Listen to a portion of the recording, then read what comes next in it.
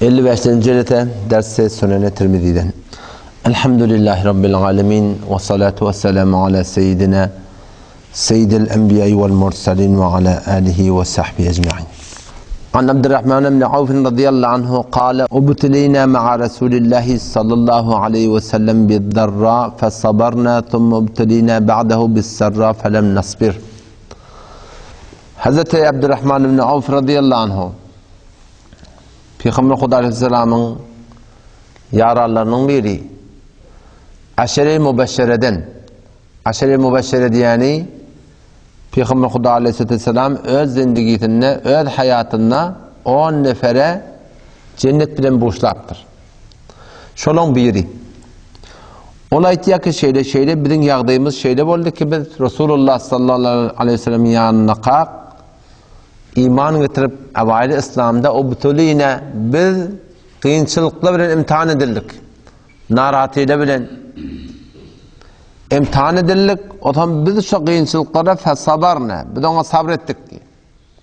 Narahatıyla bilen biz imtihan edildik. Sabrettik. Ama ondan sonra biz hoşluklar bilen imtihan edildik diye. Ama hoşluklarda diye sabretmedik diye. Sahabalan Kur'an'dan, dinden düşünüşmüştük. Biz umumen öz aramızda birine kıyınçılık düşönne şuna imtihan mukadiyatı. Ama sahabalar ne diye? Hoşlukla bilen ne imtihan edildik diye. Kıyınçılıklarda kopten sabretme oluyorsun. İstigamet etme oluyorsun. Kefine unne, gurruna unne, tohmetine unne, barmak çomaltmalına unne, engoşnama bulmaklığına unne, tert bulmaklığına unne, kıyınçılıklar bilen bizi imtihan edildik, sabrettik diye. Sonra ondan sonra obtilîne ba'dahu bis-sarrâ. Sonra giyinişlik bolli. Yer yurt giyinildi, Müslüman köfelli. Hemmekşi Allah kuvvet beryen bolli, berekeller beryen bolli. Mal her yerden gelmeyene durdu. Hoşluklar bilen biz imtihan edildik, ama biz onu durabilmedik diye. Sahabaların düşmüşü Kur'an'ın bereketinden keşolar hem kıyınçılıkları imtihan biliptirler, hem hoşlukları imtihan biliptirler. Canın sağ, keyfin kök, öyün kızgıncak, öyün üstünde, oğlunun yanında, maşin ayağın aşağına, hala dadın iyi otin, içi otin, neşe de bir olokan bir imtihan şey.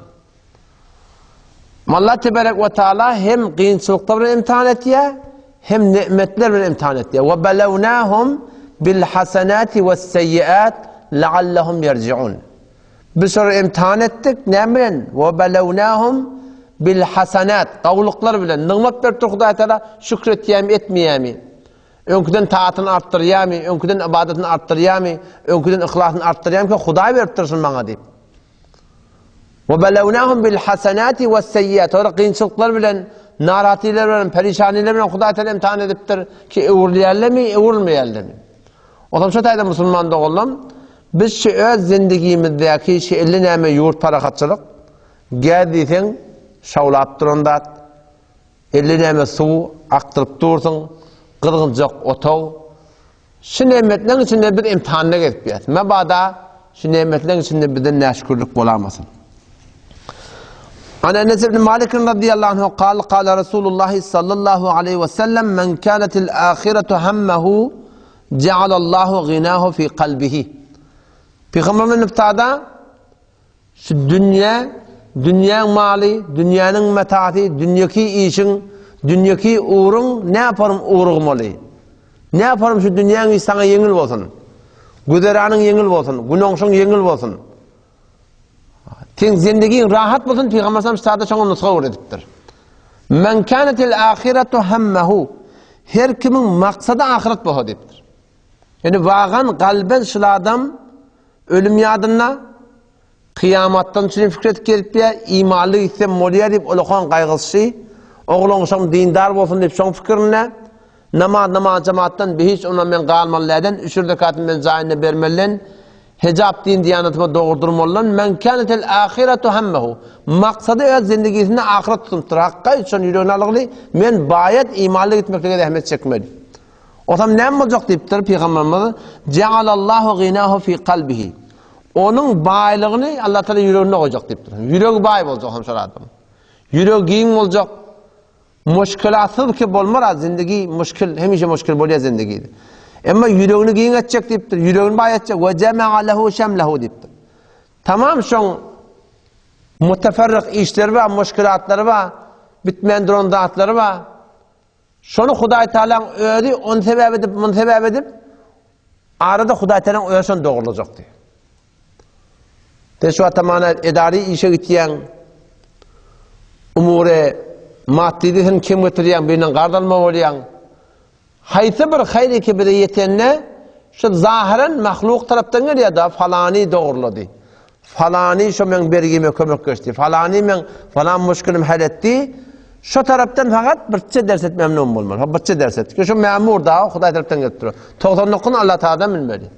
Her kim maksadı ahiret bolsa Allah Teala baylığını yüreğine koyup ve cema'a lehu şemlehu tamam şu çarşıgılı umurunu müşkülatlı şun etrafını alıptır.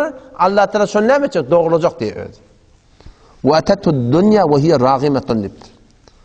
Dünya o hemşire adamın ayağını sahne yıkılacak. Öde zelil olup, burnu kuma tüyükülüp, dünyanın öde gelecek diye şuna taraf.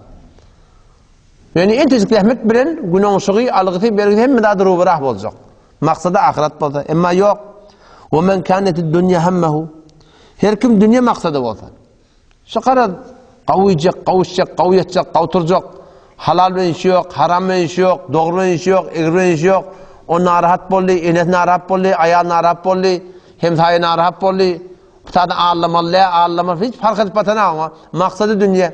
Fakat dünyaki umurun olsa oluyor. Karas şöyle khassa hay nefsaninin yanına. Şuna yetecek ol. Her ne yaparım olsun. Vam molli, derset bolli, nuzul bolli, yalan molli, gıybat bolli, töhmet bolli farkı ne? Şu maksadı şu dünya şu. Onda ne edecek deyiptir. Cealallahu faqrahu beyne aynayhi deyiptir. Garipliğini Allah Teala ikisinin arasına koyar deyiptir. Her ne kadar köpelikçe günmeğin beterrak ne edecek? Garip olacak öyle. Ve ferraka aleyhi şemlehu tamamı umurati ki müşkülatları ki daş çevrevinde bağ o günmeğin çarşı uğrar. Önküden ne beter? Ve lem ye'ti mined dünya illa ma kuddira lehu dünyadan ne ol bir mıqdar gelecek ki şuna mukadder bottur. Şunun edafi gelecek diye. Fakat şol mıqdar gelecek şuna. O zaman şu taydan inşallah Teala dünyanı işlemeten bolmar asli maksat yürekte oğlan şoň terbiyetinde 24 saatin içinde ahirete maksat tutunmalı. O da näme amal bilen köketme bolýar. Ki günah adacak näme 5 wagt namaz maňa taňa olakan bir imtihan. Al hayya alas salah diye namaza karşı gelin dipdi. Hayya alal felah gelin necata karşı dipdi. Şonda dünyaki umury epberip namaz jamaata karşı gaýdylsa, şol adam emeli suratynda näme ahirete maksat tutanlyk belli bolýar. Bäri başynda şu. Ya hayta bir yerde dünyanın peydası var, ahiretin peydası var. Ahiretine değer verecek bolsa, şonu ne bilmeli? Kenara çekilmek gerekir. Hayta burada ap bolsun. An Ebi Hureyre radıyallahu anhu, anin Nebi sallallahu aleyhi ve sellem, ravi Hazreti Ebu Hureyre radıyallahu anhu, Peygamber sallam şey deyip aytti diye ki, Kale innallaha teala yakul, innallaha teala yakul, Allah Teala şey deyip aytti diye Peygamberimiz, Kur'an'dan başka, ahadisleri ve ahadisi kudusi diyelim ona. Peygamberimiz Allah şey deyip aytti diye de. Bunu Kur'an'ın öğreti, Allah Teala'nın kelamı. Hadis Peygamber sallam'ın kelamı. Hadisle var arada hadise kudusi diyelim ona, Peygamberimiz ne mi diye? Allah Teala şey deyip aytti diye. Kur'an'dan başka burada.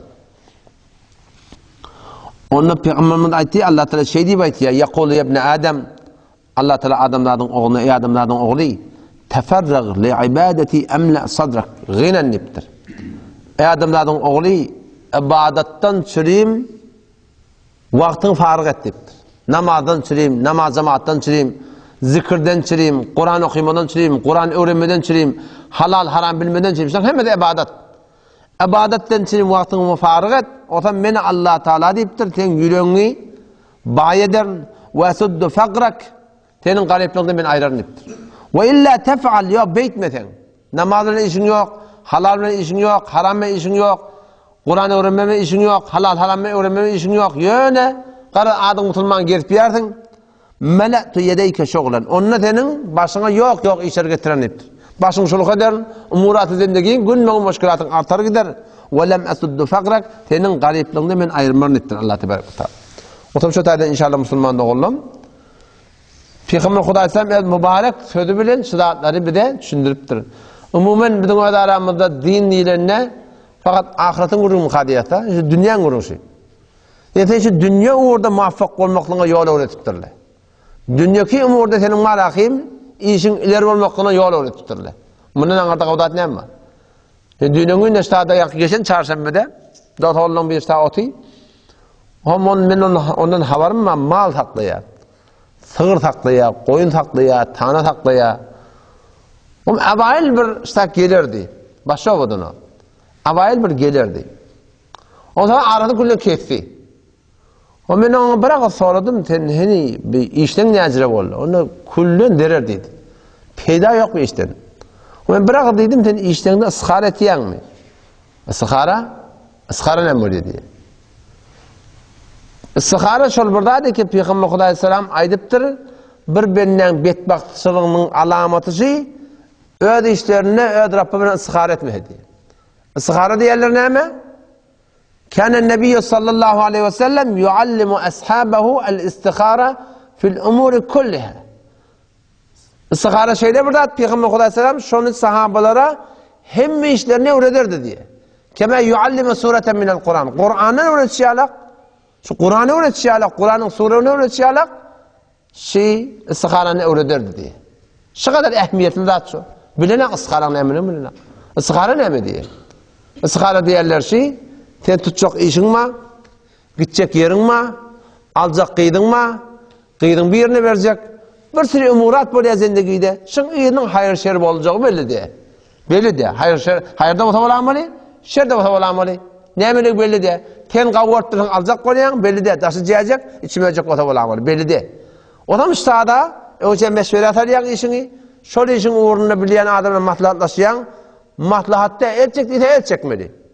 Kıydı soruyan, el çektiğleri el çekmeli. Tanıyan adam da var arada. Falan şoğul soruyan, peyda yok. El çektiğleri el çekmeli.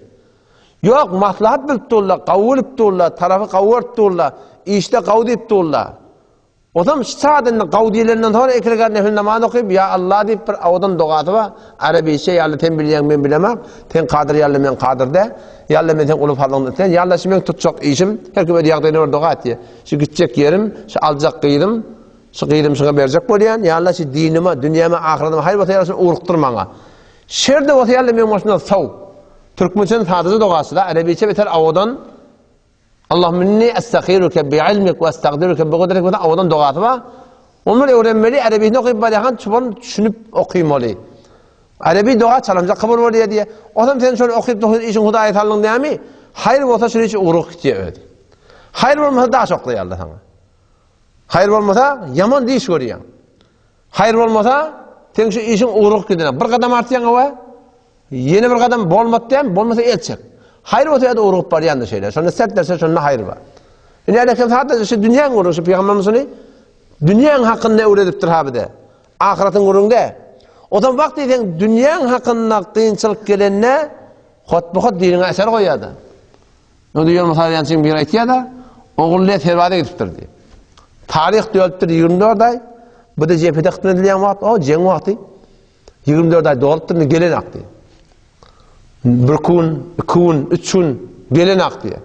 Namazda kayık edip barsana Esselamu Aleyküm'ün yerine sağaman etniptir. Kaptan yaklaştır. Böyleline sağaman etniptir. Kayık edip barsana. Dünyana kıyınçılık düşse dinini de ağıran veriyor da sen. Sen rahatçak namaz okuyan, öde akılaşı vatı zaman derdinden ulip etamadan nerede namaz okuyacaksın kaygısı? Algızlı gelip kafin kalkıp dursa, bila nesbet Huday dakikatın kıydın gidiptir, onuşman uğruk gelse, nerede sana gece rahatçak okuva? Şu rahatdan hemmeti bolacak ha, sıkarı yok arada. Om şükessiye ezzivacınla, om ertekün ne mi? Gurbati, Huday'ın yadanı. Huday'ın bolup versin oraya yazıptır o. Takdiri to dersayi tedbiri to. Sen tedbir zindagi galat, takdir zindagi galat. Tedbir zindagi durust, takdir zindagi durust. Tamam Huday yazıptır, Huday'dan anıl olmaklık. Ola qamır cehalat. Allah temcil tevfik versin. Vesselamu aleyküm ve rahmetullahi ve berekatuhu.